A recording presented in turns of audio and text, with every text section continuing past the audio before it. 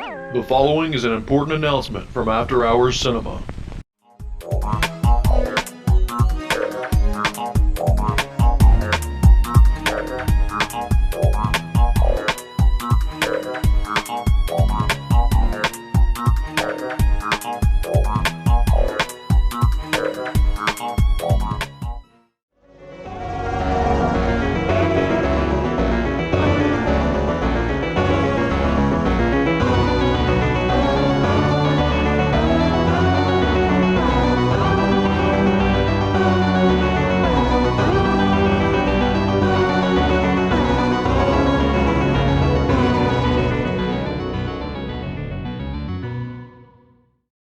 Hey, and welcome to another episode of After Hours Cinema. I'm your host, Lee Turner, and tonight we're going all the way back to 1959 for the Vincent Price horror mystery, The Bat. Also starring Agnes Moorehead, probably best known today as Endora on Bewitched, and Mississippi native Gavin Gordon.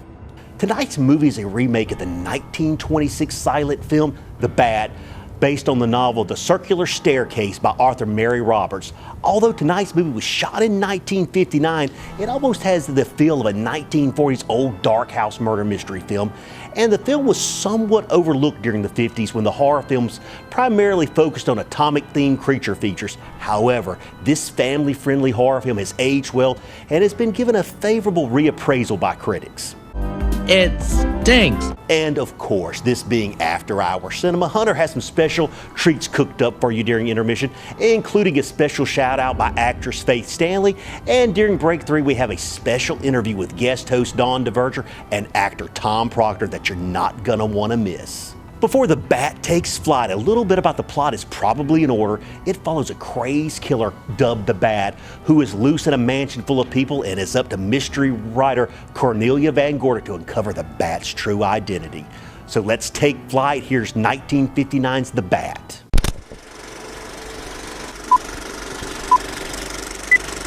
Use this leader to focus the picture and adjust the sound volume. The film will then be ready for correct projection.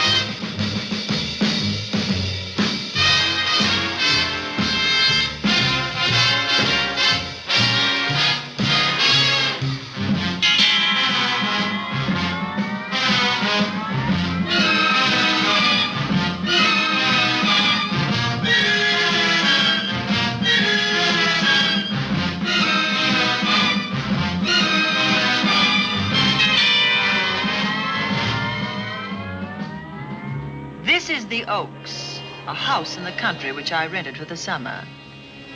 As an author, I write tales of mystery and murder. But the things that happened in this house were far more fantastic than any story I've ever had published. I brought a staff of servants from my city apartment, and my maid Lizzie Allen, who had been with me nearly 20 years. Lizzie? Yes, Miss Cornelia. Is the car ready? It's at the door. Look, Miss Cornelia, them servants you brought from the apartment are talking about walking out on us. Really? Well, I know they don't like it here, but I didn't think it was that bad. Well, they've been hearing things about the killer that the police call the Bat and the murders that he committed here this past winter. Now people are saying that he's back again. Well, how can they be sure of that?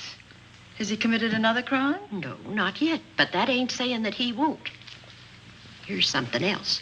You've heard about the bats they have here. Animal bats, the kind that fly.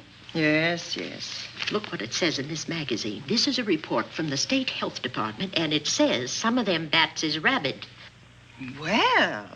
And that ain't all. Now there's a rumor going around that it was the bat himself The killer, I mean, that released the rabid bats in this neighborhood. Oh, that's ridiculous. Well, the housekeeper, the cook, the butler, and the upstairs maid don't think so. Well, I can't help what they think. If hysterical nonsense like that can scare them out of their good jobs, it's their loss, not mine. Come on, Lizzie, I've got to get to the bank.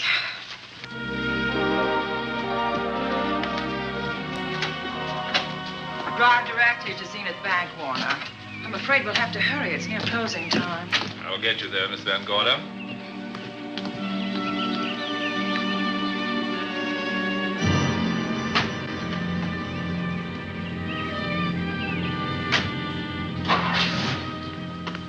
Thanks again. Miss Van Gorder. How do you do, Mr. Barry? How are you? I'm very well, thank you. You remember Lizzie Allen? Of course. Hello, Miss How Allen. do you do? So you're spending the summer with us again? Yes. I've leased the Oaks, the home of your bank president, John Fleming. I heard you had. I was surprised. Why? Is there something the matter with it? No. I was surprised because Mr. Fleming said he would never rent it. Oh? Well, I rented it from his nephew, Mark Fleming, who has the real estate office here. He said his uncle would be gone the entire summer. Well, that's right. Mr. Fleming's in the North Woods now with his physician, Dr. Wells. Oh, pardon me. Dale, I want you to meet my wife. We were married at Christmas time. That must have been nice. Believe me, it was. Oh, here she is. Oh, dear. My How wife, do you Miss do? Van Gorder, Miss Allen. How do you do, Mrs. How do you Bailey? do? Cornelia Van Gorder. Yes. Oh, well, I've read every murder mystery you've ever written. I just adored that weird one, The Private Morgue of Dr. X, even though it gave me the shivers. Only the shivers? Scared hell out of me. Oh. Well, I really mean that Miss Corney killed them off in that one. When you refer to my books, please don't call me Miss Corney. Pardon me, Mr. Bailey. Mr. Hines is here to see you. Oh, yes. Excuse me, please. Don't be strangers now. No, Oh, no, I we should won't. say not. Oh, so you're a bride. Well, not quite. Not since Christmas. No, I'm sure I've seen you. Well, I used to be my husband's secretary here in the bank. Of course I remember. May I welcome our most distinguished visitor back to Zenith? Oh, that's very charming, but, Lieutenant Anderson. Lieutenant Anderson, of course. Chief of Detectives of the Zenith Police Department. This is Miss Allen. Miss Allen? How do you do? Lieutenant Anderson is one of our favorite citizens. He's on the bank's board of directors. Not bad for a policeman. You must have made a good thing of it. Well, I saved my money, if that's what you mean. It's near closing time, and I've got some business in the safe deposit vault. Please come and see me, Mrs. Bailey. Oh, I'd love to. And you, Lieutenant. Thank you. Goodbye. Goodbye. Nice to meet you. My, what a charming woman. She moved into the Oaks just the other day. That house is a proper setting for a writer of mysteries. Oh, it certainly is. Vic, what's the matter? Come in here, both of you.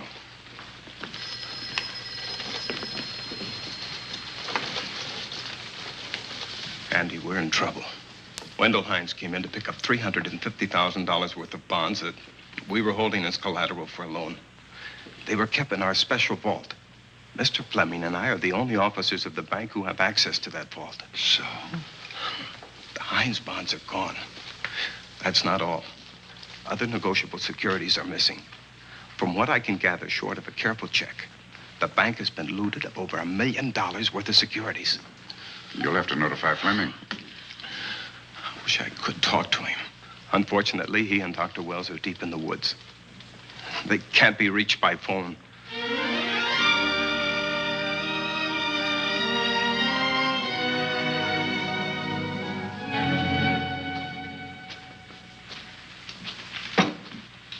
What is it?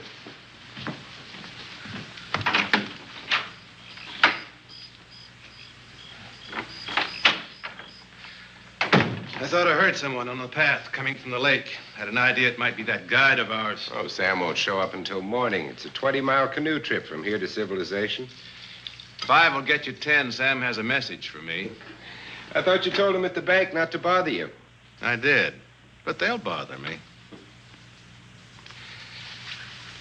Doctor. Yes, John. What would you do for $500,000? Anything short of murder. Why not murder? Too messy. Too great a risk? For $500,000? Yes. I pinched $1 million from the bank. Well, I'm not kidding. I embezzled it. Not that I think you wouldn't do it if you thought you could get away with it. I got away with it. I'm not talking about currency. I took negotiable securities that could be converted into cash. I have the cash. In 10s, 20s, and 100s. Well, I'm your doctor, not your lawyer. Why tell me this?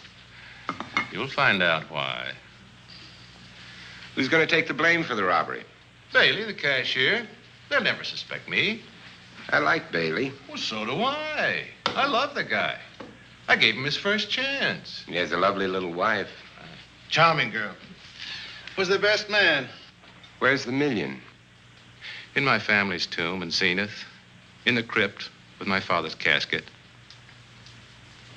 I don't buy that, John. No? No. You forget that I had you in charge when you were a very sick man. When you raved in delirium. And I heard you talk about a hidden room. Now, where else could you put a hidden room except in that mansion you built? That white elephant you call the Oaks. Look, everyone knows I have a bad heart. Now, who would doubt it if you wired the bank directors that my heart had failed? That I had fallen from a great height here in the woods. And that I was badly smashed up. You could ship the body back for burial and instruct them not to open the casket due to the condition of its contents. Well, you realize, of course, that we'd have to have a body to put in that casket, which means that we'd have to deal with an undertaker at this end. Of course. Well, where do we get a body? Couldn't we provide one of our own? How about Sam? Sam, our guide? Sam weighs about as much as I do. He's practically a hermit. He wouldn't be missed for a long time. The local undertaker would know him. Not if we made him look as if he'd been in a serious accident. But if Bailey's going to take the blame, why'd he have to do this? A jury might acquit him. In that case, I'd be a logical suspect. I could disappear, of course, but it's safer if they think I'm dead.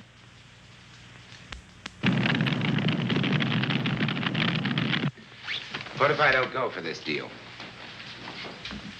In that case, it would be too bad. You mean you'd kill me? What else could I do? Now that I've told you about the $1 million, I'd say you were shot in a hunting accident. Now, look, Doctor, if you can find another body instead of Sam's, it's all right with me. There's $500,000 in it for you. I'll do my best. I smell smoke. So do I. What's that noise? Look, Doctor, the woods are on fire.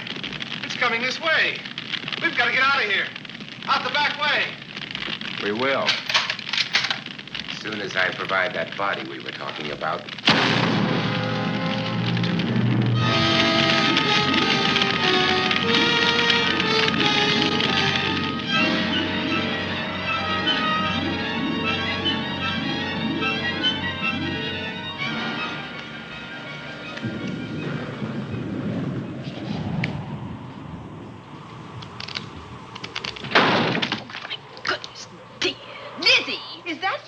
Yes, Miss Cornelia.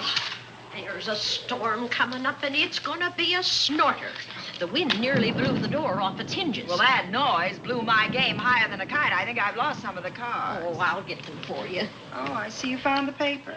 Drat that paper boy. Scooting by on his bicycle, just chucked it into a clump of bushes and let it go at that. For land's sake.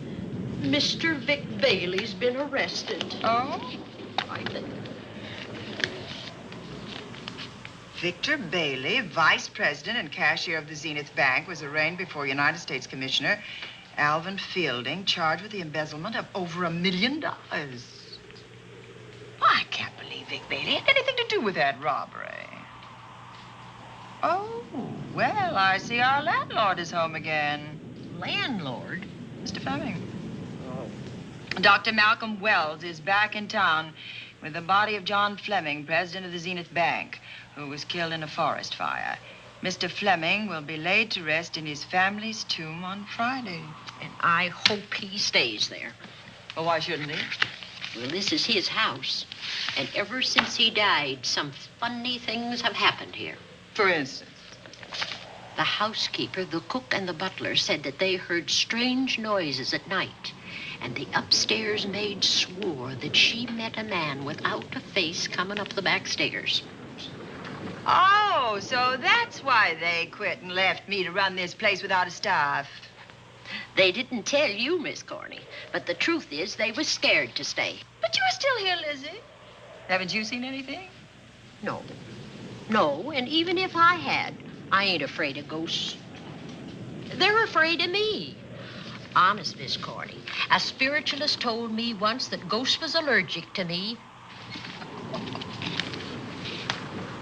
But this bat feller they keep talking about in the paper, I guess he'd be different. No, I don't think you'd have the same effect on him. Oh, dear. What are they trying to do? Drive people away from this part of the country? Why, what does it say about the bat? Specialty seems to be killing women. My goodness, 2 of them in one night. All his victims died the same way, like their throats had been ripped open with steel claws. That's a charming little caper. I'll have to try it sometime. In a book.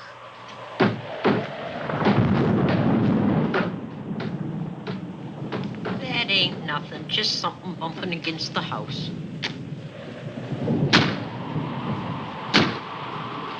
That's just the wind banging a door. Pay no attention to it. Listen to this.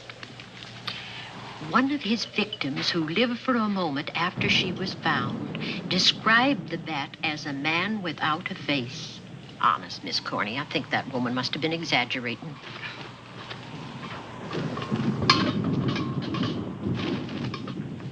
That's just that heavy tapestry at the top of the stairs. I know. I've heard it before on a windy night. That sounds as if there was someone on the stairs. I know there isn't. At least there shouldn't be. There ain't. Them's just the noises you hear in any old house on a windy night. It says here that the bat never leaves no fingerprints. That's understandable. Having no face, he probably has no fingers either. Lizzie!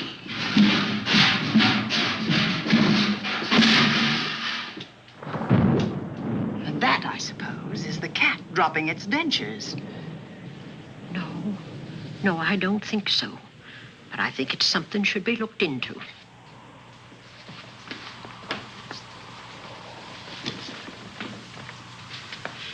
Now, who chucked him down here? The wind, I hope. There must be a window open up there. No, Lizzie. Let him lay. Let him sleep it off. I hope the power lines don't go down, put the lights out. Now, we'll check the windows in the living room and draw the curtains, and then we'll go to bed. Yes, ma'am. Hi, this is actress Allie Pettis reminding you to keep your knives sharp and keep your eyes on After Hours Cinema.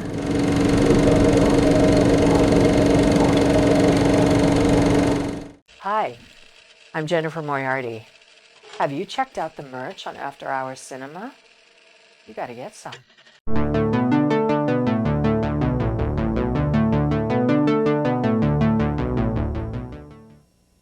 Hey, and welcome to our first break of tonight's movie, The Bad, starring Vincent Price. See what I mean about the film feeling more like a 40s murder mystery when compared to other 1959 creature features like Attack of the Giant Leeches, The Giant Gila Monster, and The Killer Shoes, not to mention the 1959 infamous Plan 9 from Outer Space, arguably the worst movie ever made, but I digress. All you of Earth are idiots. Turning to tonight's cast, Vincent Price needs no introduction, and his legendary career has been oft-told here on After Hours Cinema. And with that being said, let's delve into the career of tonight's leading lady, Agnes Moorehead, who portrayed Cornelia Van Gorder. Moorehead initially got her start in radio before she successfully broke into films as part of Orson Welles' Mercury Players. Some of her more notable credits include Citizen Kane, Dark Passage, and Showboat. She also received 4 Academy Award nominations, including one for her supporting role in Hush Hush Sweet Charlotte. Despite her extensive film credits, she is probably best known today for portraying Endora opposite Elizabeth Montgomery in the TV show Bewitched. The man has come to his senses at last. He finally appreciates the real me. Rounding out the cast is Mississippi native Gavin Gordon.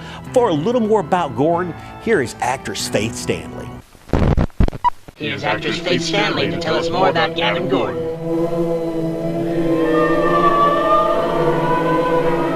Hey, this is actress Faith Stanley from Interfere the Next Wave. Hope you enjoy the movie The Bat, a film that just happens to feature a Shakora, Mississippi native, Gavin Gordon, whose first leading role was opposite screen icon Greta Garbo in the 1930s film Romance. Other notable roles include 1935's Bride of Frankenstein, where he portrayed Lord Byron, and 1941's Murder by Invitation. Not bad for a fellow Mississippian. Now let's get back to 1959's The Bat. And now, on with the show.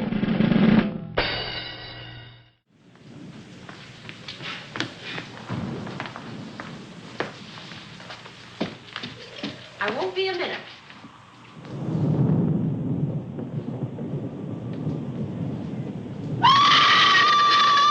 Gordy! Oh! What's that? Oh, when I went to get the tape, I turned the latch off. I forgot to turn it on again. He's out there. He was coming in. He might have got you. Oh, but he didn't, and he's still out there, thanks to you. Now, you hurry now, and we'll call the police. No, I won't leave you, Miss Corney. Are you okay? Yes, ma'am, I'm okay. Okay.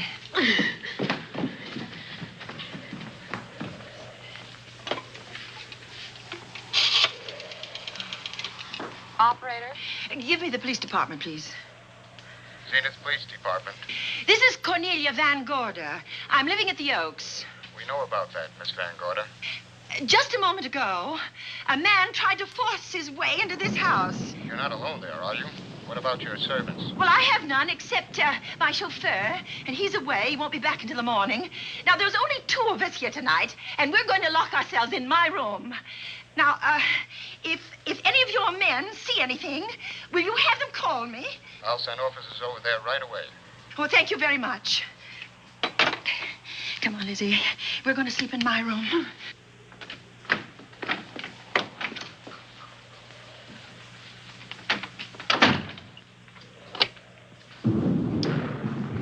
Well, nothing can get at us in this room now, I think. This door seems good and solid. Like the door to a tomb.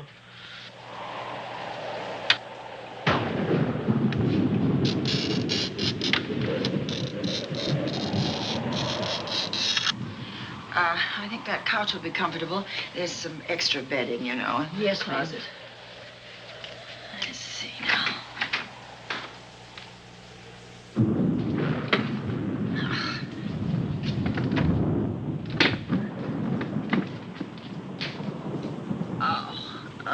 Huh? No bolt. Well, that's not so good.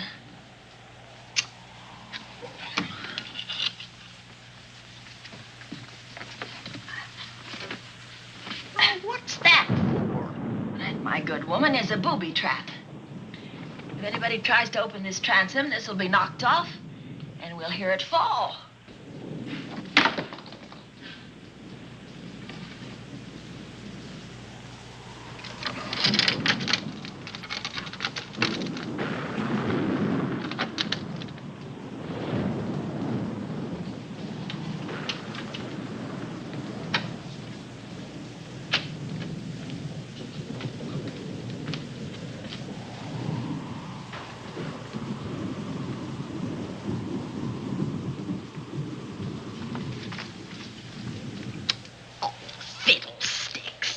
I forgot my night things, my robe, my gown, and my slippers. I'll go get them now. Now, wait a minute, Lizzie.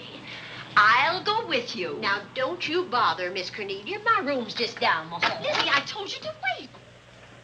It's all right. I'll only be a second. Get in here. Get in here.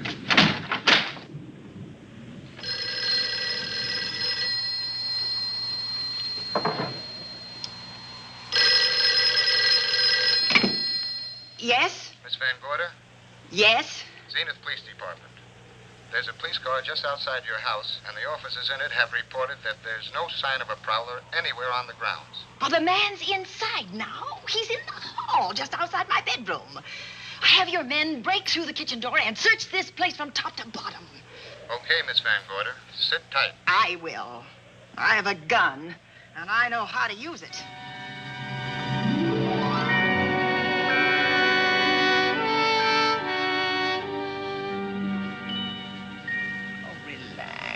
Relax, Lizzie. The police did a good job. They couldn't find anybody in here.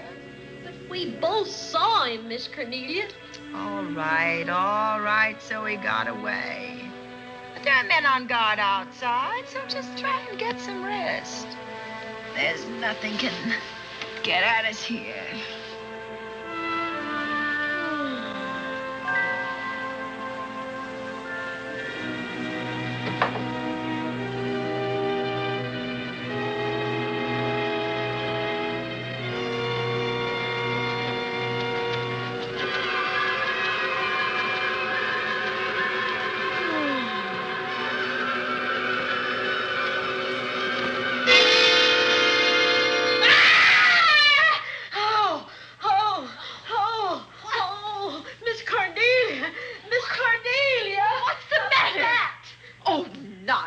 You've had a nightmare. Maybe I did. But there was a bat in it, and it bit me. It flew in that closet. Oh, good gracious, Lizzie, you're right.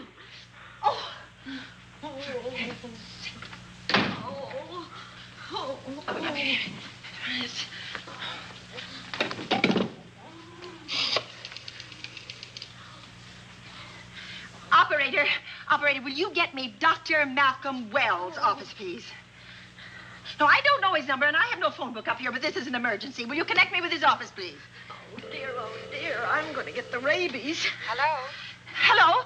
Dr. Wells' office? This is a call service. Dr. Wells is out at the moment, but if you'll give me your name and number, I'll try to locate him. Well, this is Miss Van Gorder of the Oaks. My maid has just been bitten by a bat that may be rabid, and she must have treatment as soon as possible. And I was told that Dr. Wells was the nearest physician. I'll try to find him for you, and if I can't, I'll send you another doctor. Oh, well, thank you very much. Oh, he's out on a case. Oh, I hope it's not a delivery. A baby, I mean. They can be terribly complicated. It never bothered me none. Oh, Lizzie, you never had a baby. Of course I didn't. That's why they never bothered me. Oh, does it hurt, huh? A little.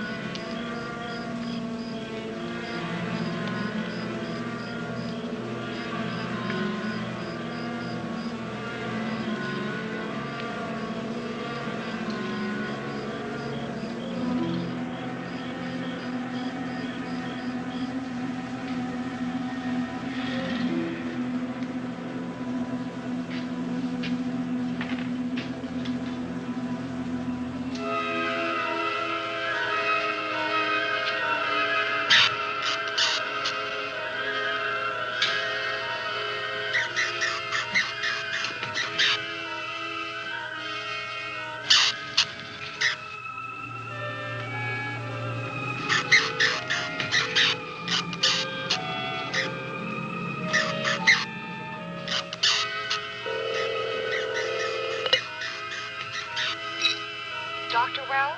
Are you there, Dr. Wells? Are you there, Dr. Wells? This is the operator. Your call service is on the wire. It's an emergency. This is Dr. Wells. This is your call service, Doctor. Oh, hello. I was just doing an experiment. I left the receiver off. That's what I thought, but I kept trying. Miss Van Gorder at the Oaks called and said that her maid had been bitten by a bat, and she's afraid it might be rabbit. What? Oh, all right. Tell her I'll be right over there.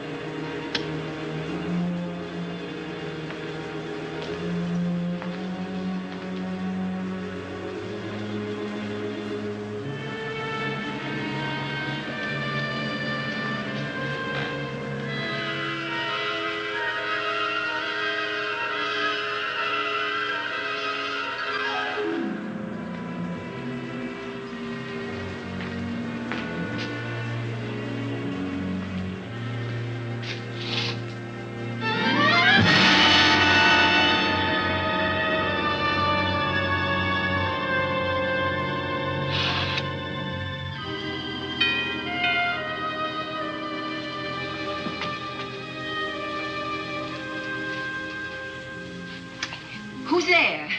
Dr. Wells. Come in. Good evening. Oh, I'm so glad they found you, Doctor. Well, I reached my office shortly after you called. How is your maid? Is she in any pain? No, she doesn't seem to be. Did the bat get away? No, I believe it's still in my bedroom. Oh, good. I'll want to examine it. There you go, Miss Allen. Now you'll feel better? Doctor, have I got the rabies? Well, I can tell you better after I've examined the bat's brain under a microscope. That thing's got a brain? Oh, you'd be surprised. Well, where is it? I think the little darling is in that closet. Oh.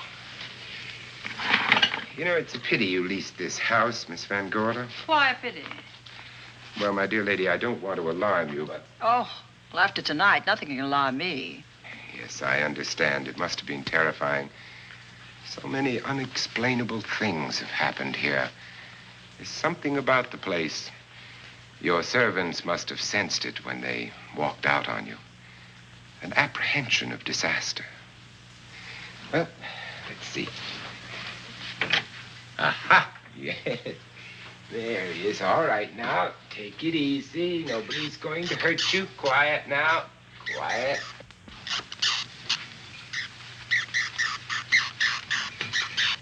And he looks quite normal. Doesn't seem to be sick at all. Oh, ain't that nice? I've been worried about him. Well, you should be.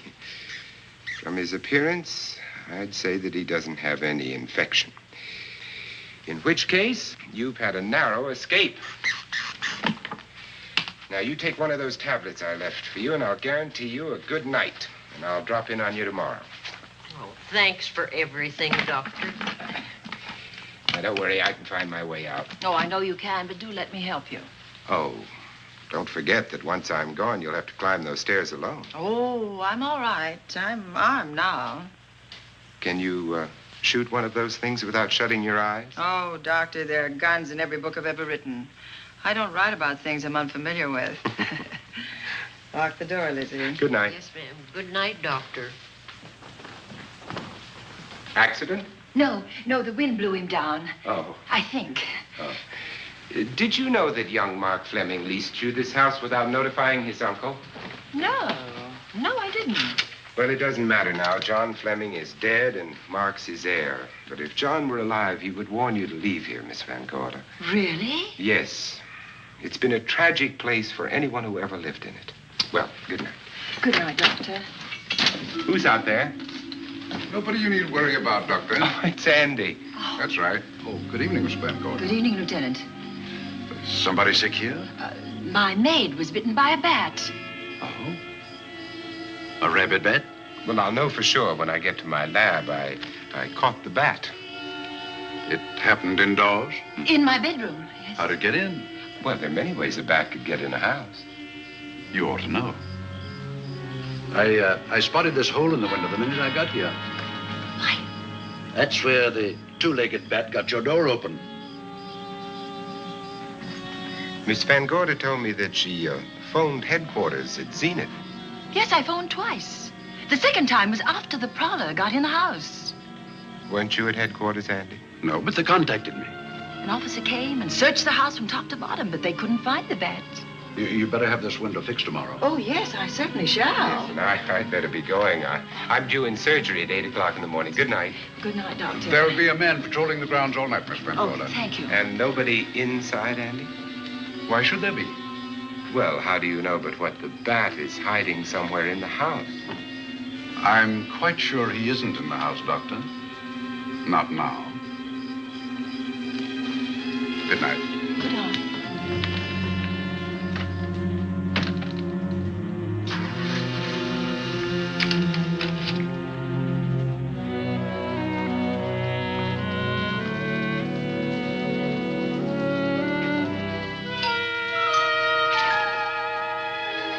Hi, Andy.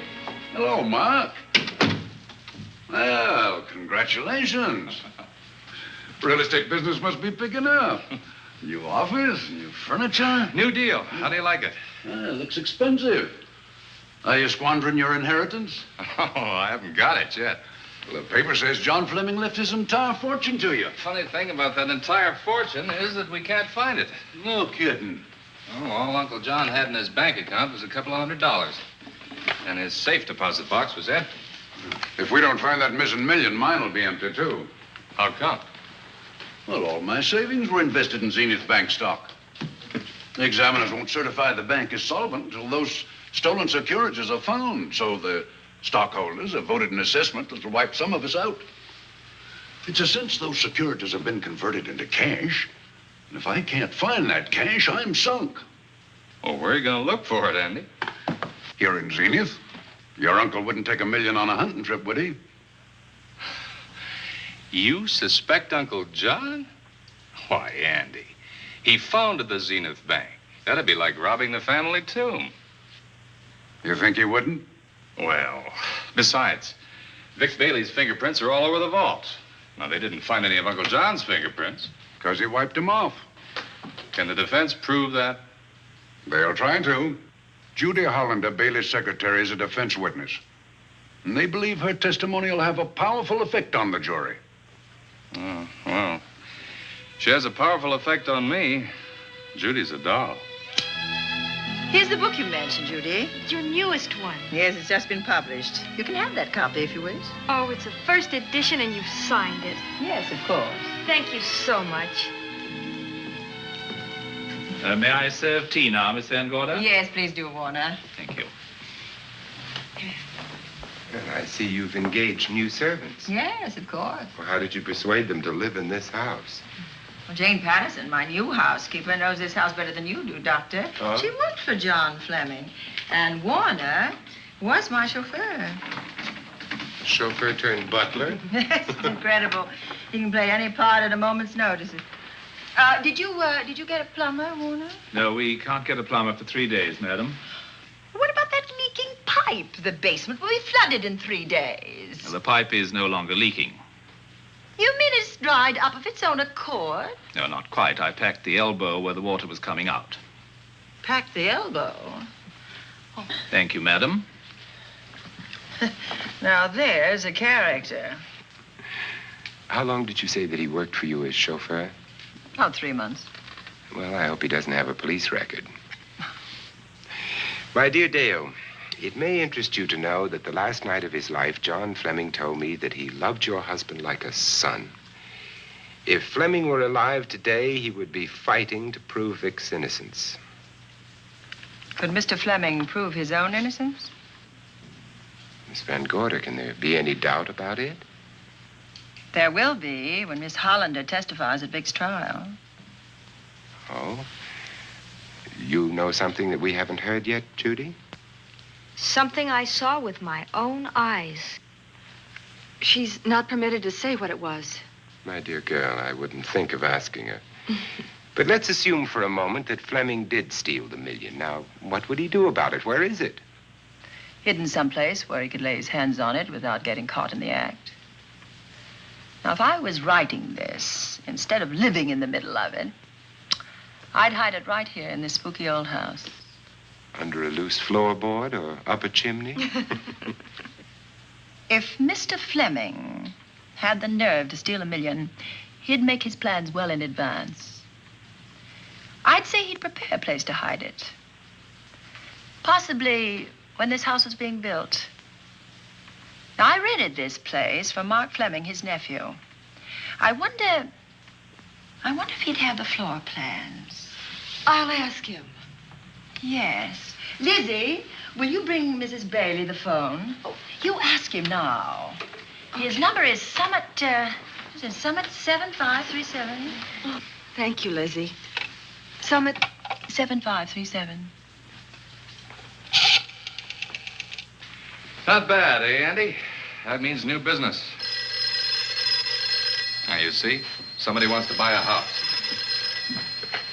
Mark Fleming speaking. Oh, hello, Dale. Well, hang on a minute, honey, while I see if I have him. It's Dale Bailey, all excited. Miss Van Gorder wants to know if I have the floor plans of the Oaks. Now, what would she want with the floor plans? Well, she suggested to me that your uncle might have hidden the bank loot there. Are the plans here? Well, they're somewhere in the house itself. Wait a minute, there is a place where Uncle Johnny might have kept those blueprints. What place? Well, I heard him talk about it a good many years ago. I can't be sure of the exact location. Anyway, I don't think the old boy had the guts to steal $1 million. But if I find those plans, I'll let you know, Andy. Hello, Dale. Look, honey, I haven't seen those plans since I was a kid, but I'll come over tonight and maybe we can find them. Thank you, Mark. We'll expect you. He seems to think they're here in the house somewhere. He's coming over tonight. Well, that's good. Dale and Judy are my house guests for the weekend. Would you like to have dinner with us tonight? Oh, no, thank you. I couldn't. I still have a few calls to make. You know, if Judy's testimony is going to clear Vic Bailey and implicate John Fleming, others may get the idea that there's buried treasure in this house. Don't even mention your testimony until you're actually on the stand. Oh, I won't. That's a smart girl, Judy, and a very lovely girl. Well, good afternoon, ladies. Goodbye, Doctor. Dr. Will. Come on, girls, let's go.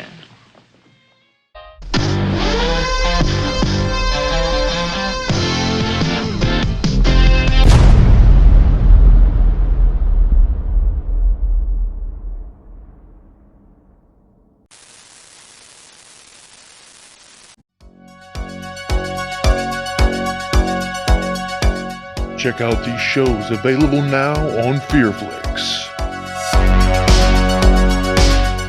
And welcome to another collection of frightfully good films from FearFlix, Gothic Horrors, with me, your host, Malvolia, the Queen of Screams.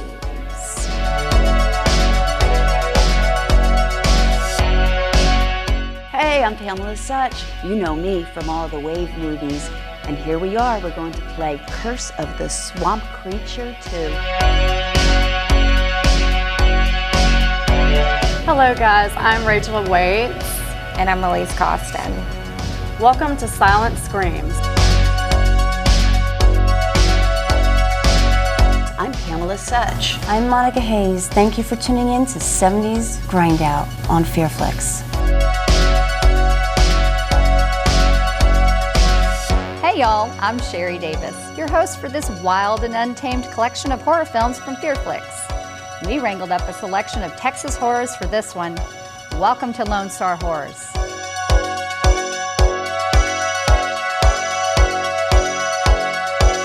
These shows, movies, and much more available now on FearFlix. Download it on your Roku channel store today. Sparkle here, and it's intermission time. Good evening. It's intermission time. Our service is friendly and quick.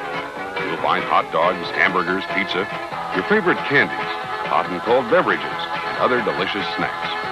So add to your fun of watching the movie. Visit our refreshment stand right now. We're glad to have you with us tonight.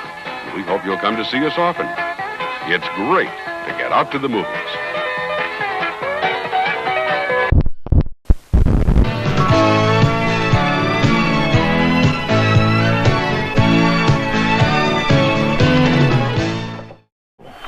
Never let a stranger into your house. Don't even open the door. Just talk through it.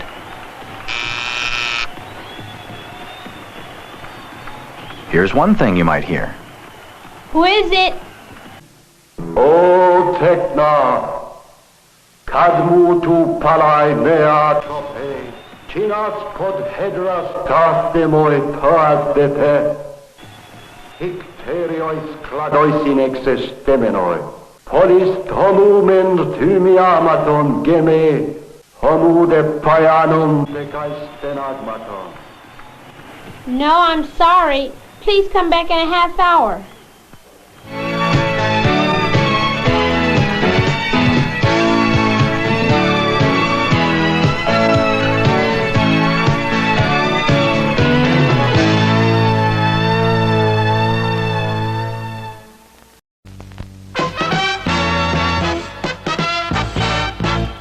And now, preview time.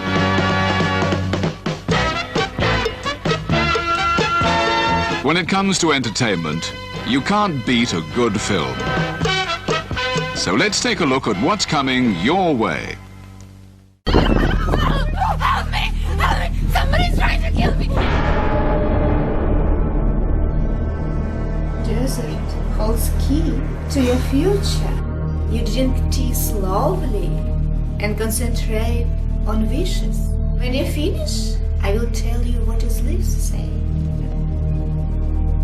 You have a much danger around you. What the hell did you get me into? Hello? Hello? Totally, I don't understand. Everything was inside the trunk. Please be careful at night. My phone's not working. Can I use yours? Hey! No! You scared me! What are you doing out here? I think somebody was watching me out there.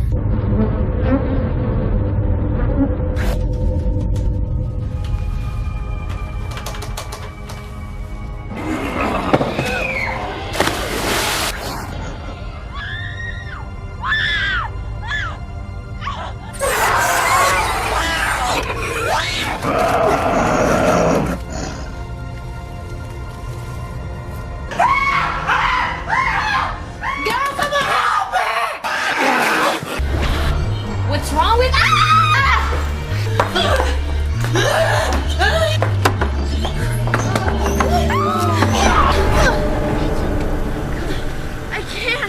I can barely breathe. Please, we gotta go. I know, but I'm wearing heels and I'm not used to running this far. I'm so scared. Don't be scared. You're lucky we chose you.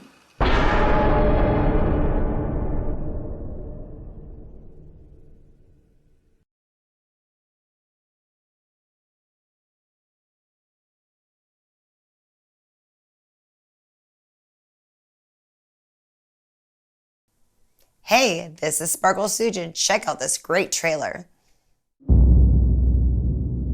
What Frank, the false genius, doesn't realize is that this meteorite is still very powerful.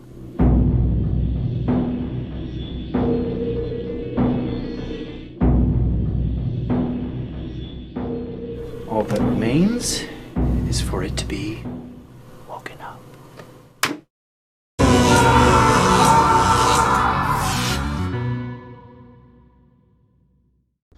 Hi, I'm Audrey Nikma. And I'm Courtney Ania. And we're from boarding school. And you're watching After Hours Cinema. Enjoy. And now, on with the show.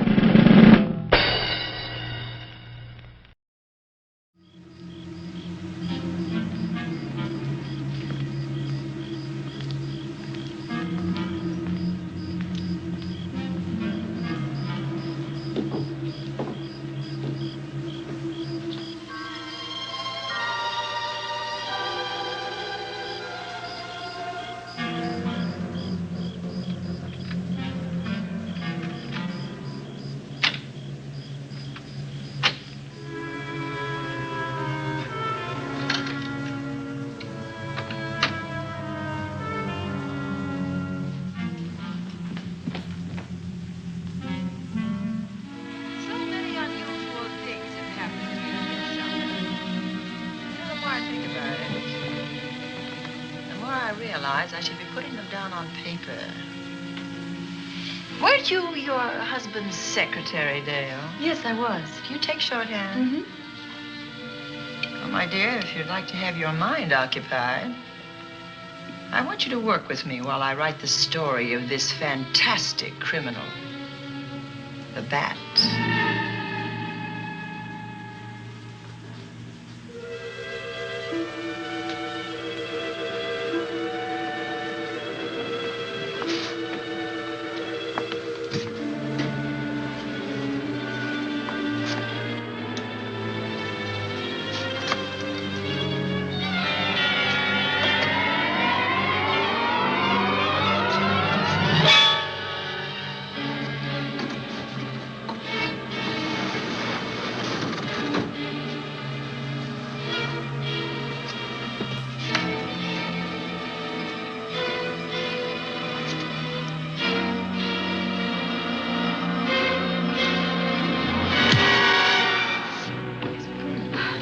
Wonderful dinner. Thank you.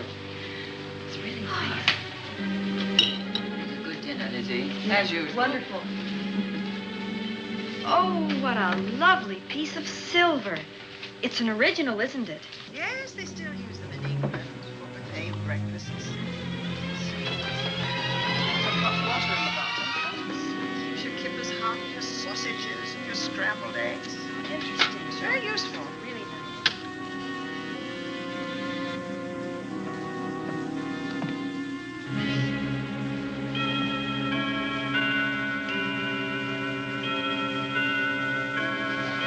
Clock hasn't struck the hour in the last 10 years, if I'm to believe what Mark Fleming told me. Why is it angled away from the wall like that? I don't know. Somebody must have moved it. Lizzie, very likely when she was dusting. Wait a minute. Did you know there's a door in this paneling? No, I didn't. Oh, my gracious, so there is. Maybe it opens to a secret passage. Oh, Well, certainly to a secret something. This is exciting. Who knows, girls? We'll be about to stumble on that missing million. Oh, this is... There's a panel. There must be some gimmick to it. There always is. Yes, it moves. It moves. It moves. Oh.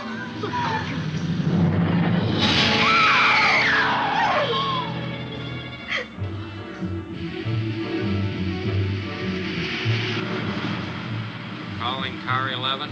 Calling car 11. Proceed to the Oaks in Zenith Township immediately. A homicide has been reported. Okay. Proceeding to the Oaks. Notify the county coroner, Dr. Wells. Tell him to come to the Oaks at once.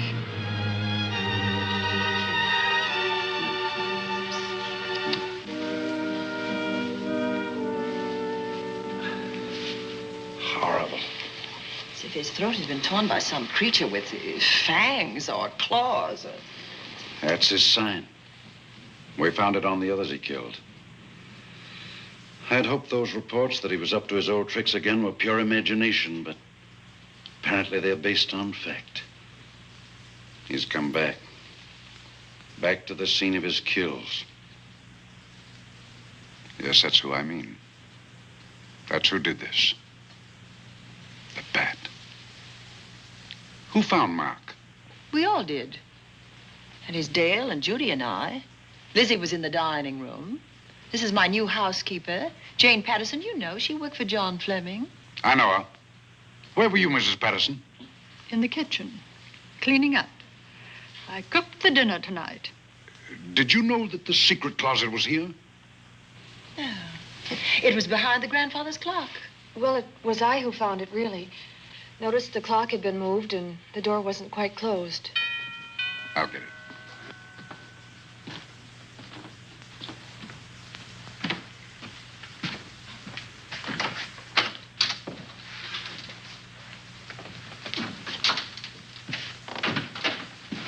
Who is it?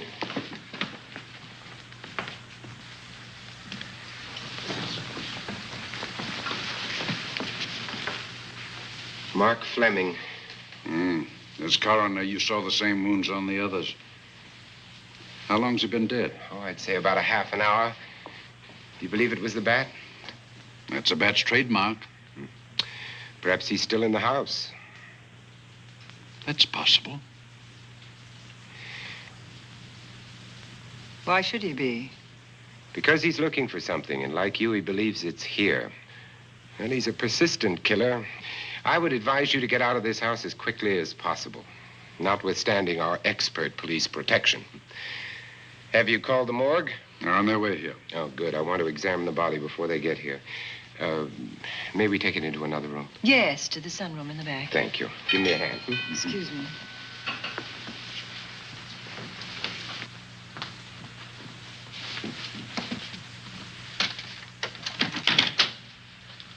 Oh, Warner, where have you been? Well, madam, has been an accident? There's been a murder. Mark Fleming, the young man from whom I leased this place, was killed here tonight. They know who did it? Well, they believe it was the bat. I'm sorry I had to use the front door, Miss Van Gorder, but I forgot my keys, and when I rang the bell at the kitchen door, there was no response. Oh, this is Warner, Lieutenant. He's my butler. He was my chauffeur. Why'd you promote him? Well, it's very difficult to find a butler. They don't like service in the country. Have you been a butler before? I've served in many capacities, sir, but this was my night off, and I forgot my keys. I heard that part. What time did you leave the house tonight? Oh, about 6:30. I had dinner at Wiley's Roadhouse. Can you prove where you spent the rest of the evening? I can try. Try hard. And don't leave the house. I'll get to you later. Very good, sir. I shall be in my room, Miss Van Gorder, if you need me. Yes, Warner. Surely you don't think he's... Warren and I have met before. I can't recall where or when, but I will.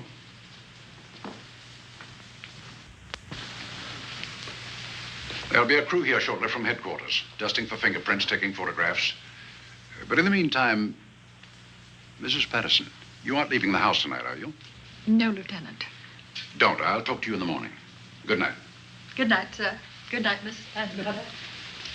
Dale, I was with Mark Fleming this afternoon when you talked to him about the floor plans of this house. I heard him tell you he was coming here tonight. Dale called him at my request. She told me he was coming. Who else should I tell you that?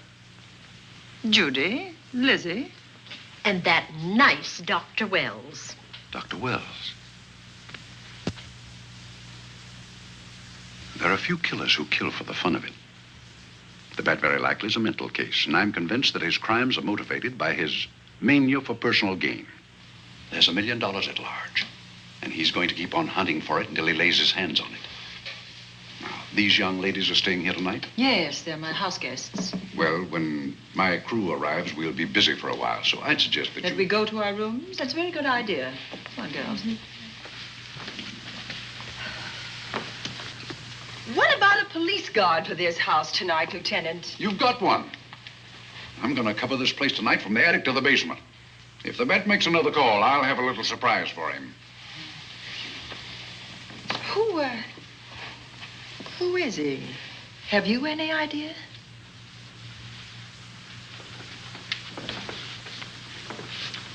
He could be anybody. So far, there are clues to his identity, but nothing we could take before a jury. I'm afraid we must look higher than the criminal world. He may be a merchant, lawyer, doctor, scientist, one of the pillars of his community. Ladies, lock your doors tonight. Stay behind them. I promise you you'll be safe. Good night. Good night, Lieutenant. Good night.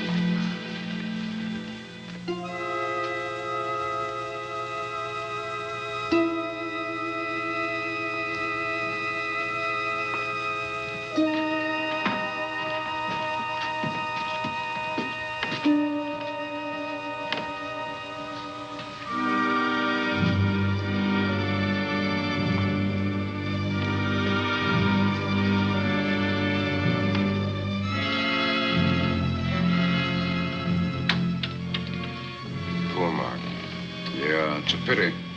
So young. Well, Doctor, do you agree it was the bat? In my report, I shall say the death was caused by the same technique used in the other killings.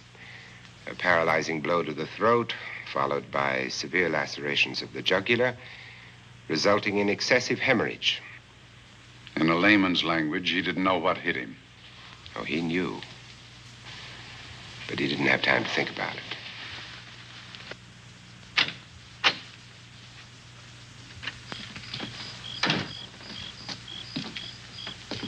You staying here tonight, Andy? Well, until I check the doors and windows, but I'll be back bright and early in the morning. Neither snow, nor rain, nor heat, nor gloom of night stays these couriers from the swift completion of their appointed rounds. A lot of people are due for a shock when I close this case. Yes, I'm sure they are. Good night, Andy. Don't get hurt. Good night, Doctor.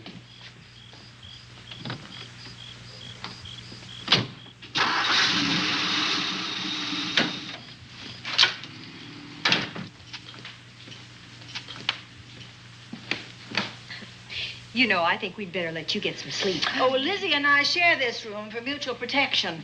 You know, one night, a storm blew the wires down, put the lights out, and I went out the next day and bought a half a dozen of these things. You better take one with you, Dale. Oh, thank you. We'll go across the hall now. Are you sure there's nothing else you need? Oh, no. Quite sure. We'll be all right. Well, if anything bothers you, you just sing out, and 2 strong women will come to your rescue. Oh, nothing will bother us. Not with Andy on the job. No. Well, good night. Good night, Miss Van Gorder. See you in the Don't morning. worry, everything will be all right. We won't. Good night. Good night.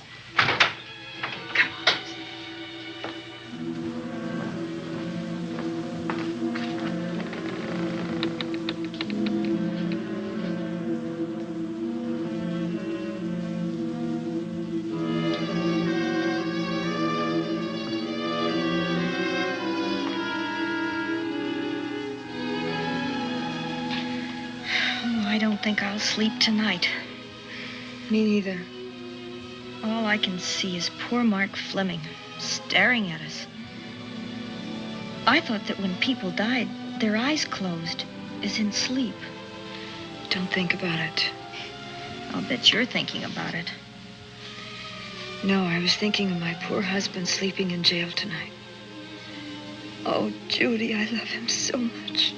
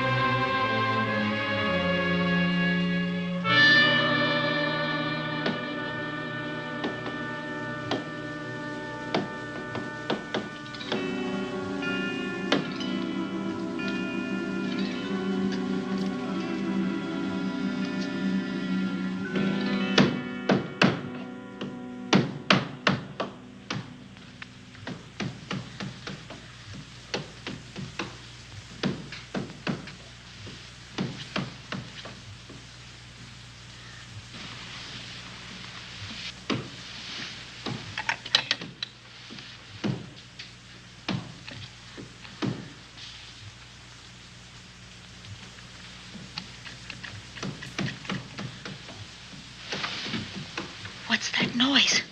Oh, I don't know. I kind of fell half asleep. For a moment, I thought it was something from a dream. It's somewhere in the house. Yes, on the floor above.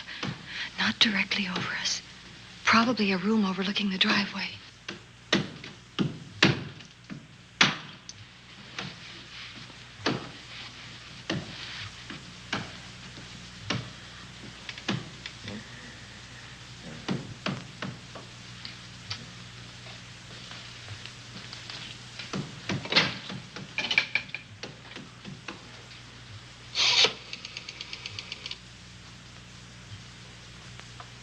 Should we call Miss Van Gorder?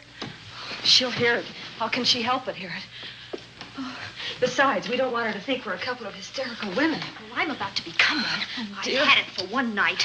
Dale, you're not going out in that hall. I want to know what's happening up there. But Lieutenant Anderson said if we stayed behind our locked doors, we'd be safe. Vic isn't safe locked up in that jail. Suppose that stolen money is in this house. Mark Fleming seemed to think it was. Maybe that's what somebody's looking for. Don't go away. After Hour Cinema will be right back.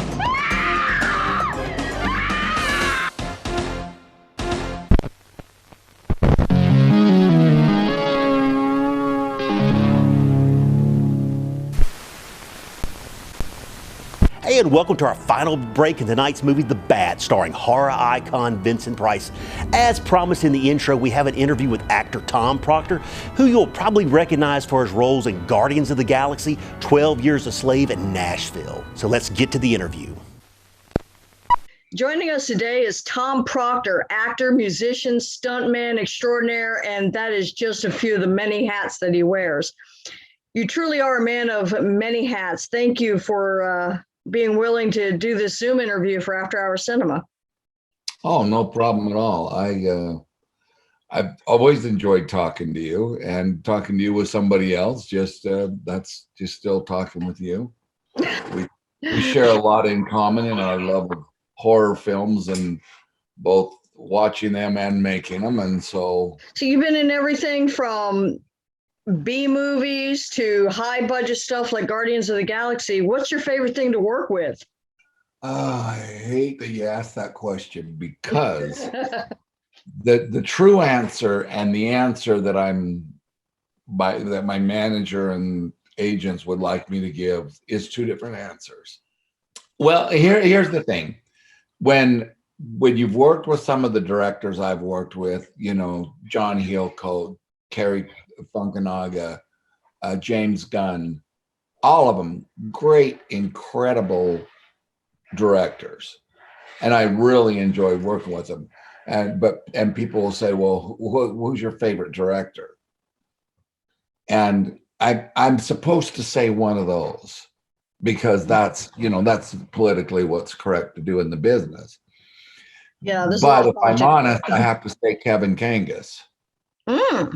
Who did low budget indie films, Fear of Clowns. I did work with him on Fear of Clowns too. He wrote Bounty for me, and we did Bounty, which was one of the funnest movies I ever worked on. Budget B movies, if you call them. Sometimes they're the best scripts, and sometimes and there's always more of an intimacy with it. It's like I'm really messed up. Musically, I've played concerts where I've been in front of 3,000 to 6,000 people, and I played campfires where I'm in front of 8 to 20 people, and I enjoy the campfire most. Like the money of the big concerts. I love the residuals of the big movies, but the fun is in the indie films. Well, thank you very much for taking the time to talk to us. And last question, do you love Vincent Price movies? I do. As a kid, I'm trying to remember what the series was that he was on. And I just remembered when he would come on and say this thing or whatever it was he said at the first of that series. You remember that series where he would come on and just be his voice, him in profile, and he's talking. And his voice was horrifying, because you knew that whatever was coming up next was going to be a genuinely horrifying horror movie. Yeah. You know, I think there's a lot that the filmmakers coming up now could learn by just going back and reviewing, you know, Vincent Price movies, Wes Craven, and some of those guys that had because those formulas are not broke.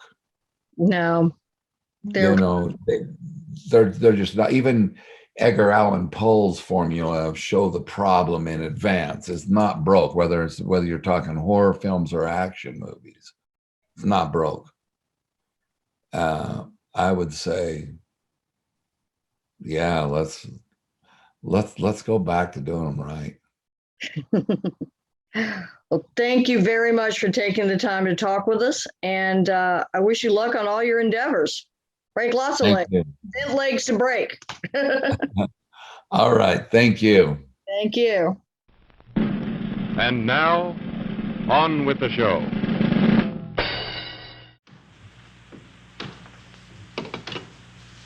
Oh, for heaven's sake, don't you hear that awful noise up there? Now, Libby, you've just got to stay awake. The house phone and the outside phone wires have been cut, and we can't get help. Where's that policeman? Oh, I don't know. Something must have happened to him. Now, go on, get on your robe. Oh, Dale, please don't go up there. I've got to. Think what it could mean to Vic. Now, you stay here. Oh, no. If you go, I go.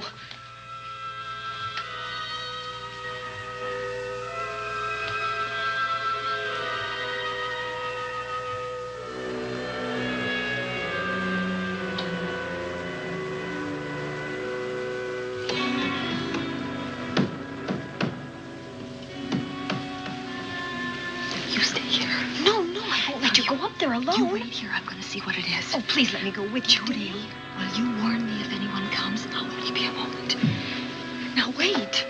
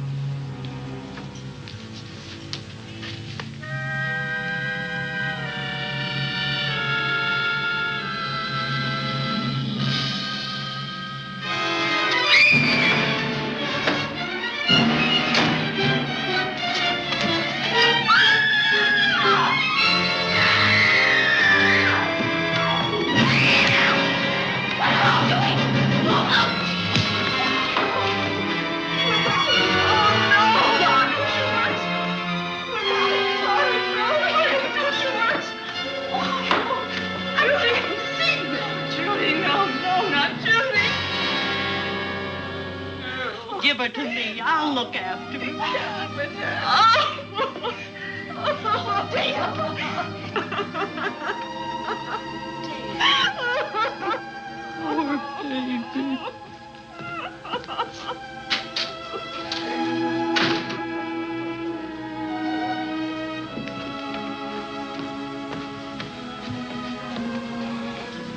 Judy.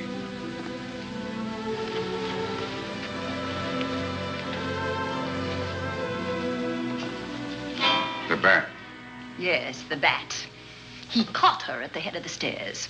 We saw him rushing down the stairs as we came out of the room. I hurled that after him. I hit him, I believe. I'm going to cover this place from attic to basement, you said. Well, what were you covering when that poor child was murdered? Where were you?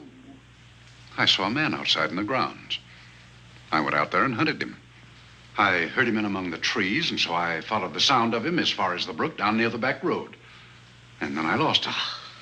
I'd rather give my own life than have this happen to Judy. But I told you to stay in your rooms and lock your doors and stay there. What was she doing at the head of those stairs? That was my fault. They heard a strange noise. Heavy pounding in one of the rooms on the 3rd floor. We all heard it. I wanted to see what it was. Judy, I wish she wouldn't let me go out by myself. I made her stay on the balcony. What about your new butler? Oh, well, he's in his room, I suppose. Oh, Mrs. Patterson. Oh, yes. Did you know what happened here? No, sir, but I heard the screams. I went to call Warner. We have rooms on the same floor, but he wasn't in his room. His bed hasn't been slept in. If Mrs. Patterson heard the screams, Warner could certainly hear them. You're quite right, sir. I heard them. Oh, you did? And where were you? Outside in the grounds. Miss Holland has been murdered. No. Oh, so you're surprised. Shocked. Well, I've seen better performances. I remember you now. Your name's not Warner. I've got a circular in my office with your picture on it. The Chicago police not so long ago were hunting for you in connection with the robbery. You're right again, sir. And they found me and they tried me and I proved my innocence and I was acquitted. That could have been a lucky break. Where were you when this child was killed? I told you before, sir. Outside. What were you doing there? I was following you. I saw you leaving the house and it seemed that you were hunting someone. I thought you might need some help. Oh, yes, sir. I followed your flashlight down through the trees. Then it disappeared. And then suddenly, as I was staring out into the darkness, I was struck by something on the back of the head. The next thing I knew, I was lying on the ground. I realized I'd been knocked out. I wish you had been knocked out. But then we'd have found you with your mask still on your face. You were hit here in this house with this poker as you were rushing down those stairs after that child was killed. Oh, no, sir. You can't pin this on me. I'm not the bat. I've never killed. I couldn't kill. I won't take the rap for this.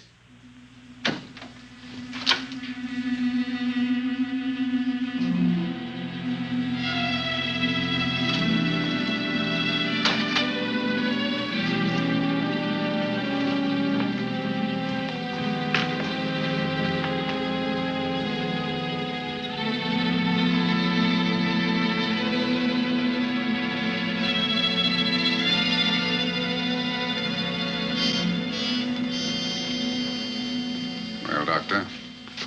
We have another case for the county coroner. You see, the bat came back. Why did you come back, Doctor? Well, I had an accident about a mile down the road. The right rear wheel of my car came off and I plunged into the ditch. This was the nearest house, so I came here to call for help. I thought I'd find you around, Andy. Physician, heal thyself. You must have been hit by something on the back of your head. I told you I had an accident. So you did, Doctor.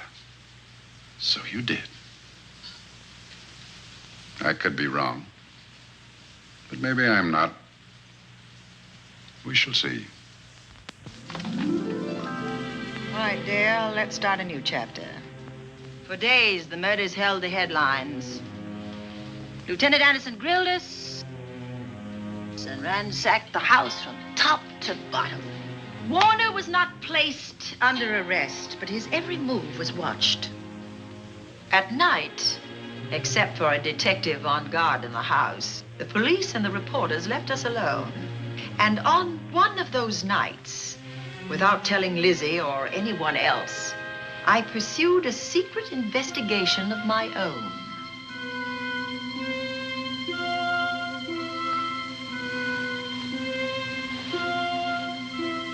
It was in an empty room on the 3rd floor where we kept our trunks and other things.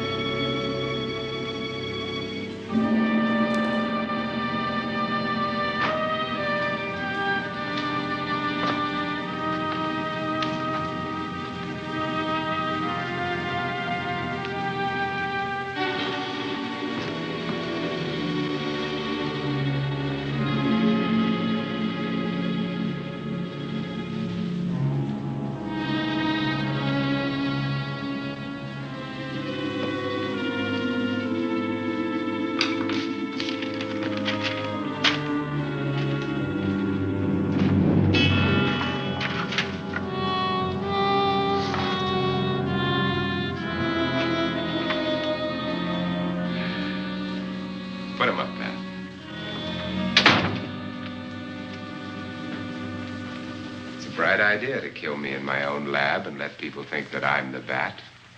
But you had to kill me first. What was it to be, ambush? And clever as you are, you're not smart enough to do that. Nor were you smart enough to find the money, though you came quite close to it. But I know where it is. And when you're dead with that sign pinned on your chest, I'm going to collect it and live happily ever after. He destroyed himself. How true that will be. Well, goodbye, Bat. Here's a serum that will heal you whether you're rabid or not.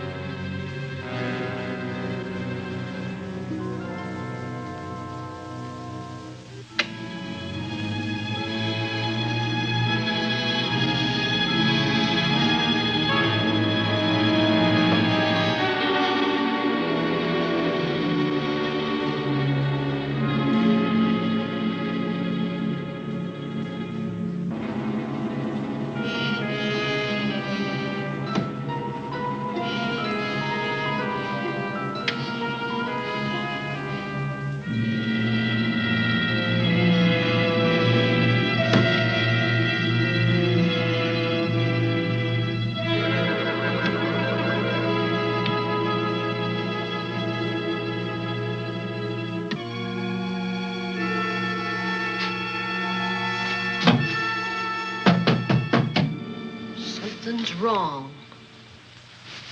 Something's wrong.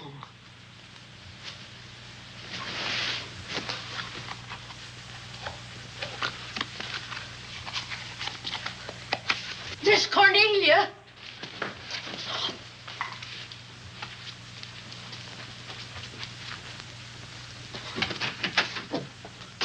Miss Cornelia!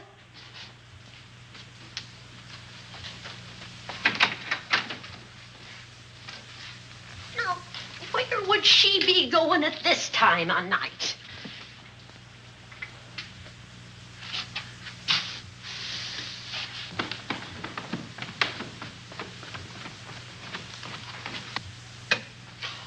Well, land's sake.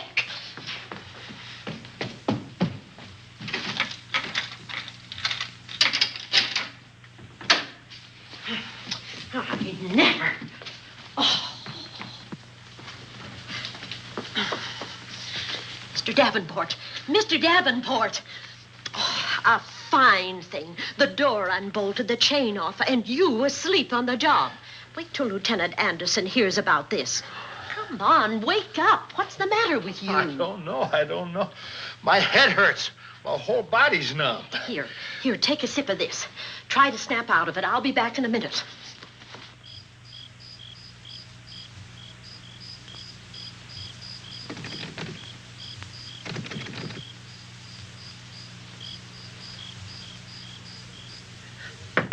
Hurry, will you? It's Lizzie.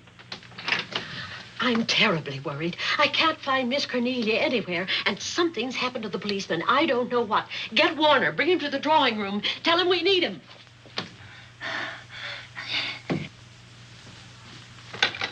Are you all right now? Yeah, I'll be all right in a minute. I remember now. I took a drink of wine from that decanter there. Miss Van Gorder told me to help myself. She wouldn't put nothing in it? Well, somebody did. Somebody who knew I was on duty here. Then it was somebody that got Miss Van Gorder. I can't find her anywhere. Upstairs, downstairs, or in the basement. I told the housekeeper to get Warner. Lieutenant Anderson will want to know about this. Hello. Yeah, this is Davenport at the Oaks. We've got trouble here. Well, for one thing, I was drugged. Yeah. but I must have been knocked out because the maid tells me Miss Van Gorder is missing. Well, you better call Anderson and let him know. He's not at home. Well, where is he? Out on a case? What case? Dr. Wells. What else did they tell you about it? Oh, hurry, will you? We've got to find Miss Cornelia. Okay. Lieutenant Anderson is out on a case. Dr. Wells was found dead in a room next to his garage, murdered. Dr. Wells?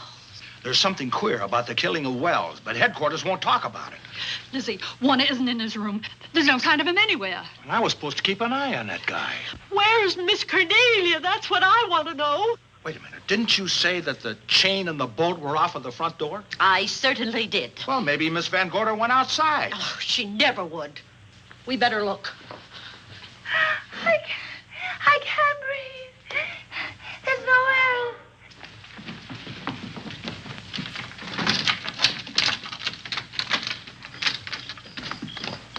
Miss Cornelia. Oh, Miss Van Miss Gorder. Cornelia.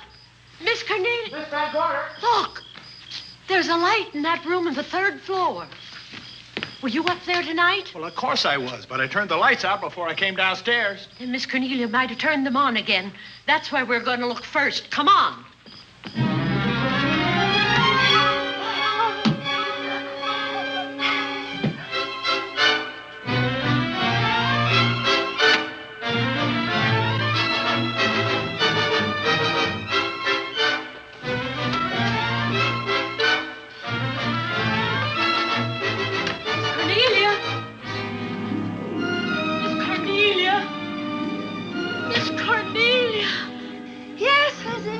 I'm here.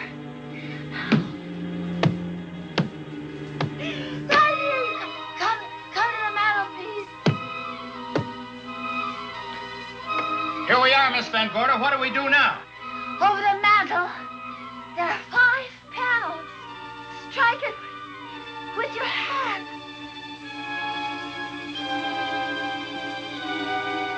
Which panel did you say, Miss Van Gorder? Oh, I can't. I just can't.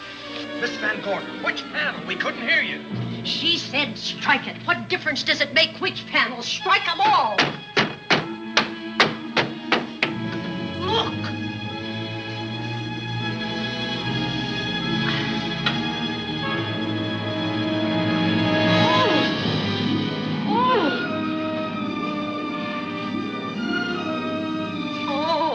It's all right now.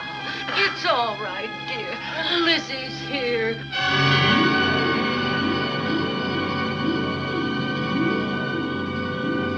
Feeling better? Yes, much better. We'll take you to your room. Oh, no, you won't. I'm going to stay right here. I'm quite all right. Oh, how blessed it is to breathe without an effort. You know, no one knows how sweet the air can taste until someone shuts it off for a moment. That room is just like a box. When the mantelpiece closed, it seemed like all the air was drawn out of it. Look, there it goes again. Let it close. I can open it from in here. There's a control panel behind this blueprint. Electric motor under the trap door here. Once the door is open, you can keep it that way. I believe that the fireplace in this other room opens the same way. And it does.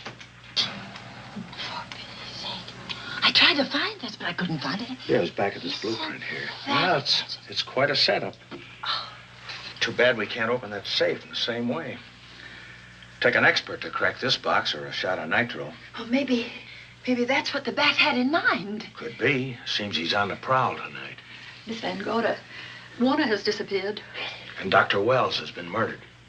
Dr. Wells? Lieutenant Anderson's on that case right now. Well, does he know what happened here tonight? They got word to him. He'll be here any minute.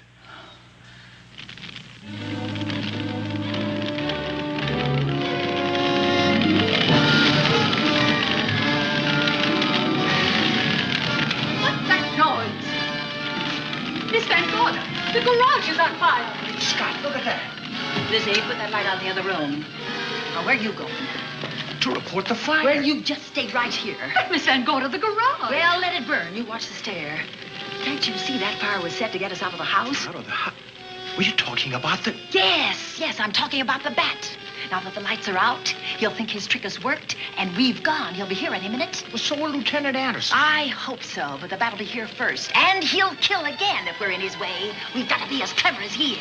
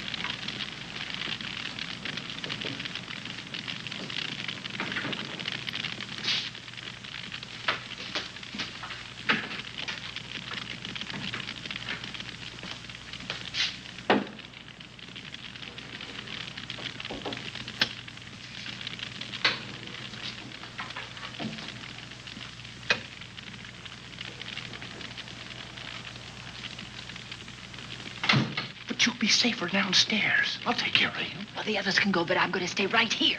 All right, but get out of sight.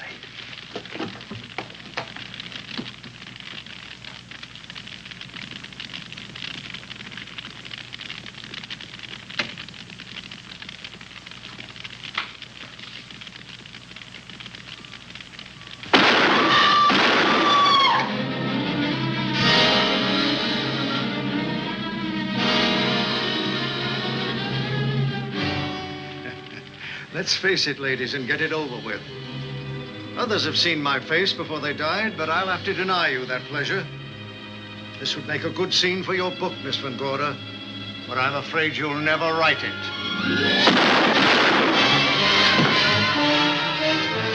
That is Warner. I could tell. You misjudged me, Miss Ellen. Warner! I don't like being a murder suspect, Miss Van Gorder. I was headed for a plane, but halfway to the airport, I changed my mind and came back. I'm glad that I did.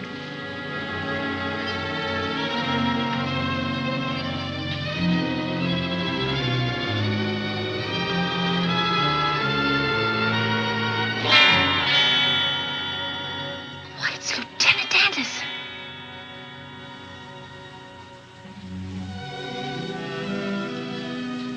Yes, it was Anderson. He'd discovered the secret of the hidden room and was waiting to get into it and open up the safe. We found the money in it, a little over $1 million in tens and twenties and hundreds. Good old Andy. With all his ill-gotten gains invested in bank stock.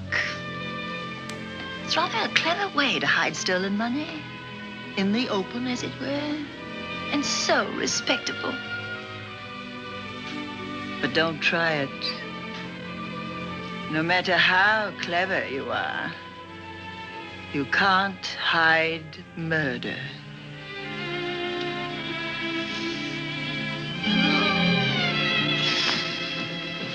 Well, that's it, Dale. That's the end.